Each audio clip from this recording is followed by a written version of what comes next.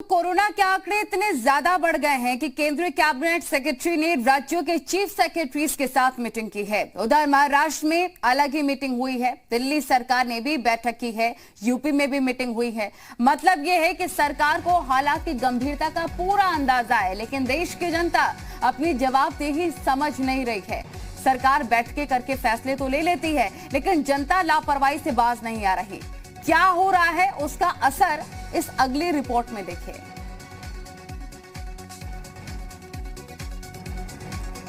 Corona की दूसरी लहर का कहर किस तरह से है वो हम आपको बता रहे हैं। उत्तराखंड में 364 नए केस, 2000 के पार एक्टिव केसेस हैं। यूपी उत्तराखंड में लगातार केसेस बढ़ रहे हैं। महाराष्ट्र, इसके साथ ही दिल्ली में भी इसी तरह के हालात नजर आ रहे हैं। एक बार फिर से कोरोना का संक्रमण लगातार बढ़ता नजर आ रहा है। पिछले साल वाले ही हालात नजर आ रहे हैं। देश के साथ ही यूपी और उत्तराखंड में कोरोना के मामले लगातार तूल पकड़ रहे हैं। शुक्रवार को यूपी में कोरोना के 2967 नए रोगी मिले हैं, जबकि गुरुवार को 2600 केसेस मिले थे। राजधानी लखनऊ में लगातार संक्रमित मरीजों की संख्या बढ़ती जा रही है। शुक्रवार को भी लखनऊ में 940 केस मिले। लगातार बढ़ रहे रोगियों के कारण यूपी में एक्टिव केसेस की संख्या बढ़कर 14,073 हो गई है। कोरोना के बढ़ते मामलों के मद्देनजर यूपी में पहली से 8वीं तक के स्कूल 11 अप्रैल तक बंद कर दिए गए हैं। वाराणसी में तो जिलाधिकारी के आदेश पर धारा 144 लागू हो चुकी है। यहां रात 9 बजे से सुबह 9 बजे तक दुकानें बंद करने के आदेश हैं। उत्तराखंड में भी कोरोना संक्रमण तेजी के साथ बढ़ रहा है। शुक्रवार को 24 घंटे में 364 नए केसेस मिले। प्रदेश में सक्रिय केसेस की संख्या 2400 के पार पहुंच चुकी है। यहां पर संक्रमितों की तुलना में रिकवर होने वालों की संख्या कम होने से सक्रिय केसेस यानी कि पॉजिटिव केसेस लगातार बढ़ते हुए नजर आ रहे हैं। तो ये हमने आपको बताया है कि फिलहाल किस तरह के हालात नजर आ रहे हैं यूपी उत्तराखंड में, क्योंकि वहां पर भी तेजी के साथ केसेस बढ़ रहे हैं। शुक्रवार को यूपी में कोरोना के 2000 से ज्यादा रोगी मिले हैं। लखनऊ की बात कर ली जाए, 24 घंटे में 940 नए केसेस सामने आ चुके हैं। वाराणसी में डीएम के आदेश पर धारा 144 लागू हो चुकी है। यानी कि सरकार और प्रशासन अपना काम कर रहे हैं, लेकिन लोगों को भी अपनी जवाबदेही देनी होगी, लोगों को भी अपनी जिम्मेदारी समझनी होगी।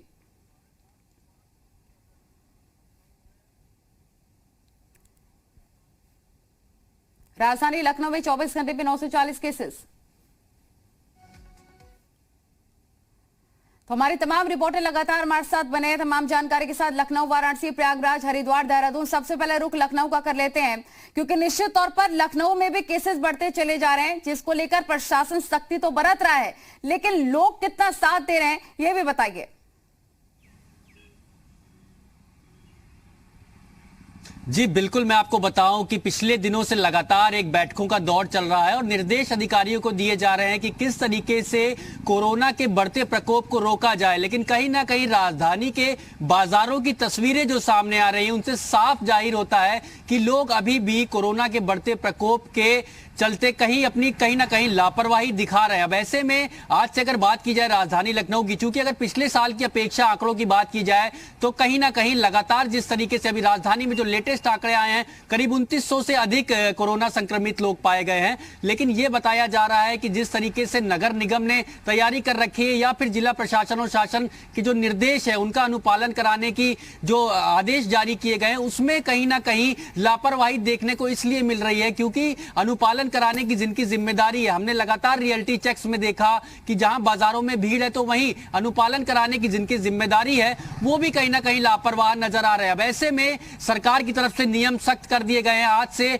हर वार्ड में सैनिटाइजर मशीन उपलब्ध कराई गई है। नगर निगम ने भी तैयारी पूरी कर ली है। और अगर बात करी जाए कोरोना के मरीजों की संख्या के मद्देनजर तो जो बेड्स है राजधानी में, कोरोना के बेड्स हैं, जो अस्पताल है, उनकी संख्या में इजाफा किया गया है। लेकिन कहीं ना कहीं लोगों को समझना होगा कि कोरोना का जो सेकंड वेव आया है, इससे कहीं ना कहीं अगर वो लापरवाही बरतते हैं तो अपनी जान पर बनती हुई नजर आ रही है। ठीक बात है, हरिद्वार का रुख कर लेते हैं। राम मनोज वहां से हमारे रिपोर्टर बने। राम मनोज, क्योंकि कुंभ भी चल रहा है और ऐसे में तमाम सख्ती भी की जा रही है, कोविड-19 को लेकर भी लिमिटेशन रख दी गई है लोगों के लिए।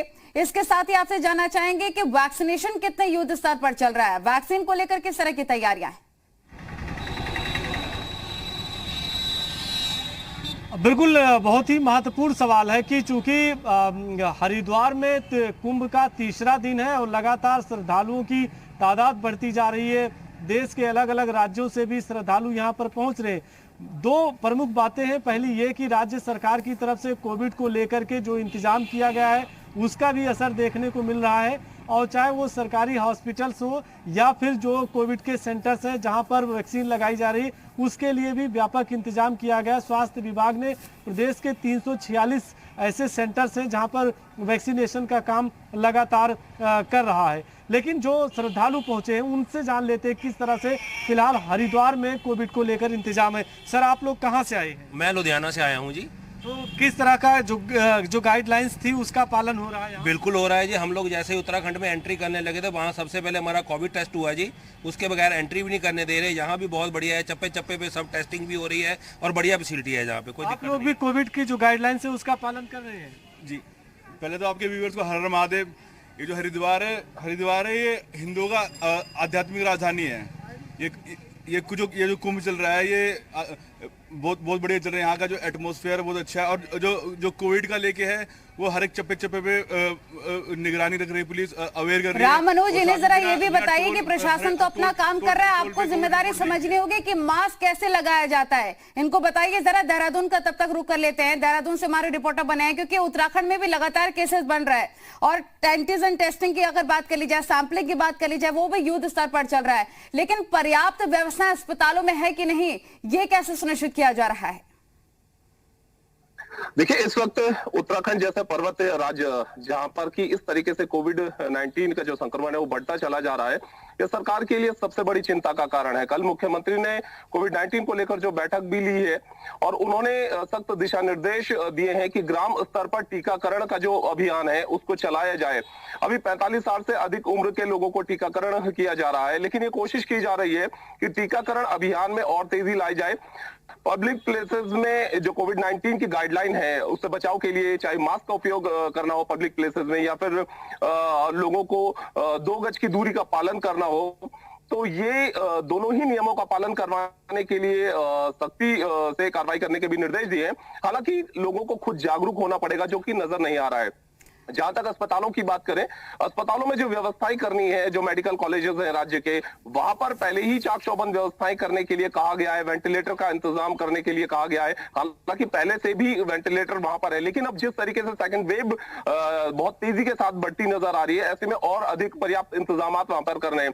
सबसे बड़ी चिंता उत्तराखंड के सामने इस वक्त ये खड़ी है कि एक तो महाकुंभ चल रहा है, हालांकि बॉर्डर एरिया पर जो सीमाएं हैं वहां पर लगातार लोगों की टेस्टिंग की जा रही है, और जो लोग एक तो नेगेटिव रिपोर्ट लेकर आ रहे हैं उन्हें आने दिया जा रहा है, लेकिन जो लोग जिनके साथ में रिपोर्ट नहीं है उनके एंटीजन टेस्ट वहां पर किए जा रहे हैं।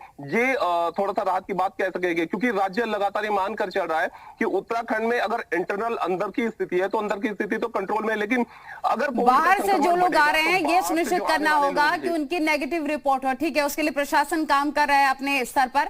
प्रयागराज का रुख कर लेते हैं। गुफरान हमारे रिपोर्टर वहां से बने हुए हैं। प्रयागराज में किस तरह के हालात हैं, क्योंकि जैसा कि प्रधानमंत्री नरेंद्र मोदी भी कह चुके हैं कि दवाई तो आ गई है लेकिन कड़ाई भी उतनी ज्यादा जरूरी है। 2 गज की दूरी और मास्क जो शुरुआती दौर में हम वैक्सीन समझते थे वो हमें एक बार फिर से लागू करना होगा।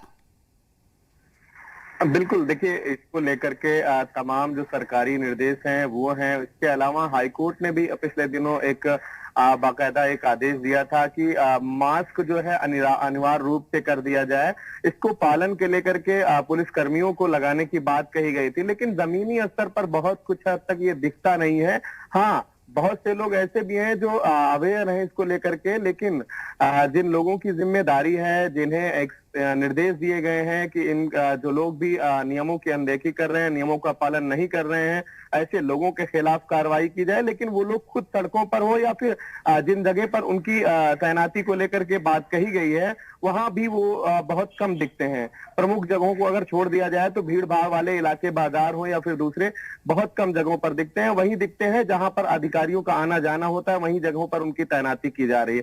तो एक तरीके से प्रशासनिक जो अमला है वो भी कहीं ना कहीं से इस पूरे मामले को लेकर के गैर जिम्मेदाराना रवैया अख्तियार किया है। वहीं जो लोग हैं जिनको ये बात कुछ समझनी चाहिए कि लगातार पिछले साल भर से इस बात के लिए कहा जा रहा है कि मास्क कितना जरूरी है हमारे लिए, सोशल डिस्टेंसिंग मेंटेन करना कितनी जरूरी है, लेकिन उसके बावजूद तमाम बड़े लोग इसके चपेट में आए। जो मरीजों की संख्या है वो लगातार, प्रयागराज की अगर बात करें तो 200 96 का आंकड़ा जो है कल की डेट का है।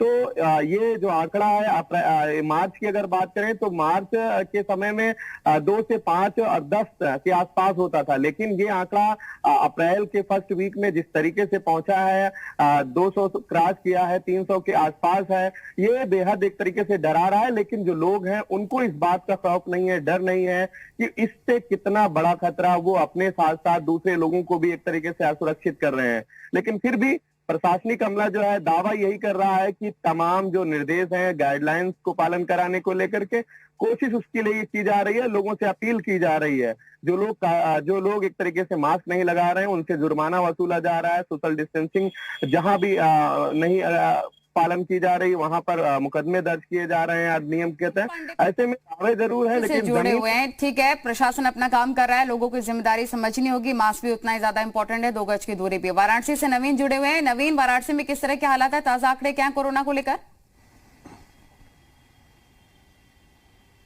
जी बिल्कुल, वाराणसी की अगर बात करें तो वाराणसी में कल तक जो मरीज आए थे 223 मरीज आए थे, जिस वजह से प्रशासन काफी सख्ती दिखा रहा है। वाराणसी में धारा 144 वाराणसी में पहले ही लगा दी गई है, क्योंकि जिस तरह से आंकड़े वाराणसी में बढ़ रहे थे उसको देखते हुए प्रशासन काफी सख्त है। चाहे वो हॉस्पिटल L1 हो, L2, L3, सभी हॉस्पिटलों में जो सुविधा कोरोना फर्स्ट में दी गई थी वही अब दूसरी वेव में भी दे दी गई है। तैयारियां चुस्त कर ली गई हैं प्रशासन की तरफ से। इसके साथ साथ सैनिटाइजेशन अभियान की शुरुआत नगर निगम द्वारा कर दी गई है। ये गली गली में सैनिटाइजर अभियान शुरू किया जा रहा है। जहां भी मरीज पाए जा रहे हैं वहां पर सैनिटाइजेशन की व्यवस्था नगर निगम द्वारा की गई है। इसके साथ साथ कॉन्टैक्ट ट्रेसिंग, जो मरीज बाहर से आ रहे हैं उनकी जांच हो रही है। अगर उनको कोरोना पॉजिटिव निकल रहे हैं तो उनका इलाज किया जा रहा है। तो प्रशासन काफी चुस्त और दुरुस्त दिखने को मिल रहा है वाराणसी में, लेकिन लोगों की लापरवाही भी बड़े पैमाने पर साफ तौर से सड़क पर देखने को मिल रही है। लोग बिना मास्क के देखने को मिल रहे हैं। इसके साथ साथ सोशल डिस्टेंसिंग की अवहेलना खुले रूप से लोग करते हुए देखने को मिल रहे हैं। हालांकि प्रशासन ने ऐसा आदेश दिया है, दुकानदारों को भी आदेश दिया है कि रात 9 बजे से सुबह 9 बजे तक दुकानें खुलेंगी और जो दुकानें खुलेंगी उसमें सोशल डिस्टेंसिंग और मास्क जो कोविड गाइडलाइन है उसकी अगर पालन करते हुए दुकानदार मॉल या शॉपिंग मॉल या फिर थिएटर रेस्टोरेंट नहीं देखने को मिले तो उनके खिलाफ कार्रवाई की जाएगी और उनको सील करने का काम किया जाएगा। जिसके बाद दुकानदार तो अवेयर जरूर होते हुए देखने को मिल रहे हैं, लेकिन कहीं ना कहीं जो लोग सड़क पर देखने को मिल रहे हैं उनमें अभी भी जागरूकता नहीं है कोविड के प्रति। लिहाजा जो आंकड़े वाराणसी में लगातार बढ़ रहे हैं वो कहीं ना कहीं डराने वाले जरूर देखने को मिल रहे हैं, लेकिन प्रशासन सख्ती दिखा रहा है, लोगों से अपील लगातार कर रहा है कि आप मास्क लगाएं। संकल्प दुबे, क्योंकि कई जगह से ये भी खबर मिल रही है कि रिपोर्ट्स आने में काफी देरी हो रही है, तब तक जो लोग पॉजिटिव हैं वो किसी और को संक्रमित कर चुके होते हैं। ये कितनी जल्दी लूपहोल कवर हो जाए उसको लेकर क्या तैयारियां हैं?